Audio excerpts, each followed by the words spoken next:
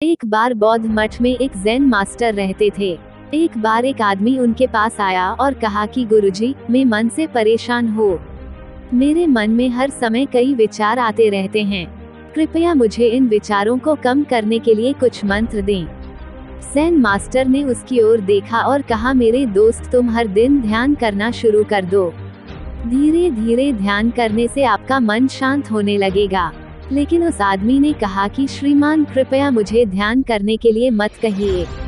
मैं ध्यान नहीं कर सकता क्योंकि जब मैं ध्यान करने की कोशिश करता हूँ तो मेरे दिमाग में और भी विचार आने लगते हैं और ज्यादातर विचार नकारात्मक होते हैं जो मेरे दिमाग को और बेचैन कर देते हैं।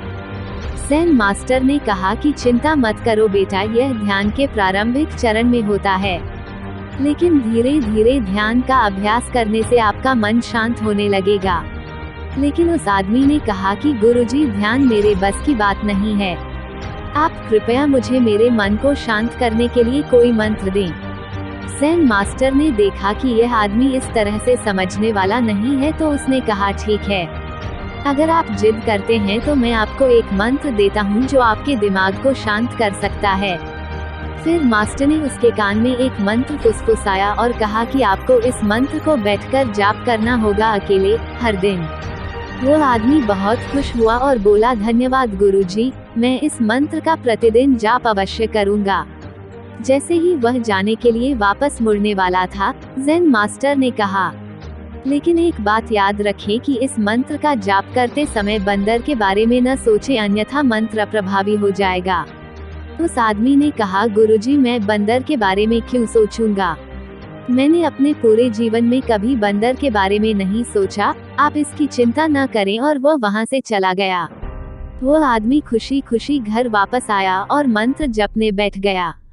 जैसे ही उसने मंत्र का जाप करना शुरू किया, उसे ज़ेन मास्टर के शब्द याद आए कि जब आप इस मंत्र का जाप करें तो बंदर के बारे में न सोचें। जैसे ही उसे गुरु की बातें याद आई, उसके दिमाग में बंदर की तस्वीरें आने लगीं। वो बंदर के विचारों को नजरअंदाज करने की कोशिश करने लगा, लेकिन जितना ही उसने बंदरों को नजरअंदाज करने की कोशिश की, उतने ही उसके दिमाग में बंदर आने लगे और कुछ समय बाद उसका दिमाग बंदरों से भर गया। उस आदमी ने सोचा कि ज़ेन मास्टर ने मुझे यह निर्देश क्यों दिया? अगर वह जानता था कि बंदर एक मुसीबत है तो उसे इसका उल्लेख नहीं करना चाहिए था। मेरे दिमाग में और कोई जानवर नहीं आ रहा है और बंदर नहीं जा रहे हैं। वो आदमी परेशान हो गया। उसने स्नान किया, नए कपड़े बदले और फिर से एक कमरे में मंत्र जाप करने के लिए बैठ गया। जैसे ही उसने अपनी आंखें बंद की, उसे बंदर दिखा। वह जहाँ भी देखता, वे उसके चारों तरफ होते। वह रात को बंदरों को देखता, यहाँ तक वह अपने परिवार के सदस्यों के चेहरे में बंदरों को देखने लगा। आदमी पागल हो रहा था। वह जितना ही बंदरों को नजरअंदाज करने की कोशिश कर रहा था, उतनी ही उसके दिमाग में बंदरों की बातें आ रही थीं। सुबह तक वह लगभग पागल हो चुका था। अगली सुबह वह वापस ज़ेन मास्टर के पास दौड़ा और उन्हें सब कुछ बताया और कहा कि गुरुजी, आपने मुझे कैसा मंत्र दिया है? कल तक मैंने कभी बंदर के बारे में नहीं सोचा था और अब मेरा दिमाग पूरी तरह से बंदरों के विचारों से भर गया है और बंदर मुझे एक सेकंड के लिए भी नहीं छोड़ रहे हैं। कृपया मेरी मदद करें और मेरे दिमाग को इन बंदरों से मुक्त करें। ज़ेन मास्टर ने कहा, ठीक है, बस आराम करो और मंत्र पढ़ना बंद करो, कुछ मत करो। वो आदमी निश्चिंत होकर बैठ गया और मंत्र पढ़ना बंद कर दिया। उसे आश्चर्य हुआ कि अब बंदर का तो ख्याल ही नहीं रहा, सब कुछ सामान्य हो गया। तब ज़ेन मास्टर ने कहा कि मेरे दोस्त, मैं तुम्हें हमारे मन की प्रकृति के बारे में बताना चाहता था। कभी भी अपने मन से लड़ने की कोशिश मत करो। मन एक गति की तरह है, स्प्रिंग को जितना दबाओगे उतना उछलेगा। इसी तरह आप अपने मन को जितना दबाने की कोशिश करेंगे, वो उतना ही मजबूत होता जाएगा। शांत रहें, मन के विचारों को देखना शुरू करें और आप पाएंगे कि आपका मन धीरे धीरे अपने आप शांत हो जाएगा और मन को देखने के लिए आपको ध्यान करने की आवश्यकता है। अगर हम अपने जीवन में देखें तो पाएंगे कि हमारा मन एक बंदर की तरह है जो हर समय बेमतलब इधर उधर उछलता कूदता रहता है।